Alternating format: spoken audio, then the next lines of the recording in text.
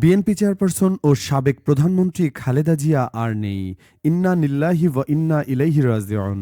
দলের স্থায়ী কমিটির সদস্য সালাউদ্দিন আহমেদ আজ মঙ্গলবার সকাল ৭:১৫টার দিকে গণমাধ্যমকে জানান, বিএনপির ভারপ্রাপ্ত চেয়ারম্যান তারেক রহমান তাকে জানিয়েছেন আম্মা আর নেই।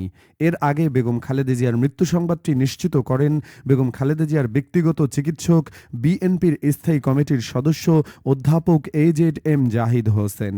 এতে আরও জানানো হয়, এ সময় হাসপাতালে বেগম খালেদা জিয়ার জ্যেষ্ঠ ছেলে ও বিএনপির ভারপ্রাপ্ত চেয়ারম্যান তারেক রহমান, তার স্ত্রী ডক্টর জুবাইদা রহমান, নাতনি জাইমা রহমান, ছোট ছেলের বউ শর্মিলী রহমান সিথি, ছোট ভাই শামীম ইস্কান্দার, ছোট ভাইয়ের স্ত্রী, বড় বোন সেলিনা ইসলাম সহ সকল আত্মীয় স্বজন এবং বিএনপি মহাসচিব মির্জা ফখরুল ইসলাম আলমগীর, বেগম খালেদা জিয়ার চিকিৎসায় গঠিত মেডিকেল বোর্ডের চিকিৎসকরা উপস্থিত ছিলেন। মৃত্যুর কয়েক ঘন্টা আগেই খালেদা জিয়াকে দেখতে হাসপাতালে যান তার পরিবারের সদস্যরা। রাত 10:30টার দিকে হাসপাতালে আসেন তার ছেলে ও দলের ভারপ্রাপ্ত চেয়ারম্যান তারেক রহমান। সঙ্গে ছিলেন তার স্ত্রী ডক্টর জুবাইদা রহমান এবং একমাত্র কন্যা জাইমা রহমান। এরপর দেখতে আসেন তার বড় বোন সেলিমা ইসলাম, ছোট ভাই শামীম ইস্কান্দার। রাত 10:23 হাসপাতালে আসেন বিএনপির ভারপ্রাপ্ত মহাসচিব মির্জা ফখরুল ইসলাম আলমগীর। তবে রাত 12:20 দিকে তিনি হাসপাতাল থেকে বের হয়ে যান। গত 23 নভেম্বর থেকে রাজধানীর এভারকেয়ার হাসপাতালে চিকিৎসাধীন ছিলেন খালেদা জিয়া।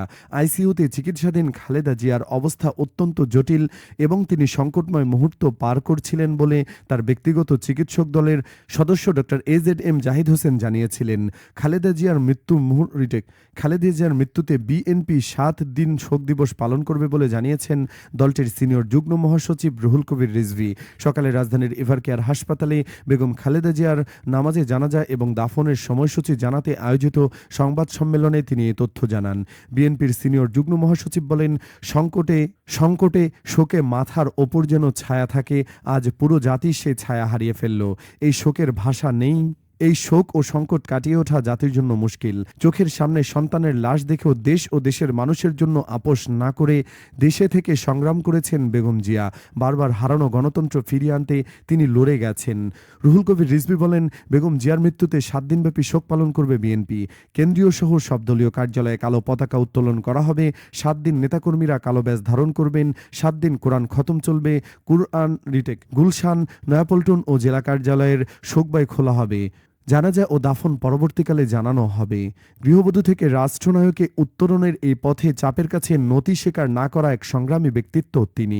বেগম জিয়ার নেতৃত্বে দীর্ঘ রাজনৈতিক আন্দোলন ও সংগ্রামের চড়াই উৎরাইয়ের পথ পেরিয়ে 1991 সালের 27 ফেব্রুয়ারি নির্বাচনে বাংলাদেশ জাতীয়তাবাদী দল বিজয়ী হয়।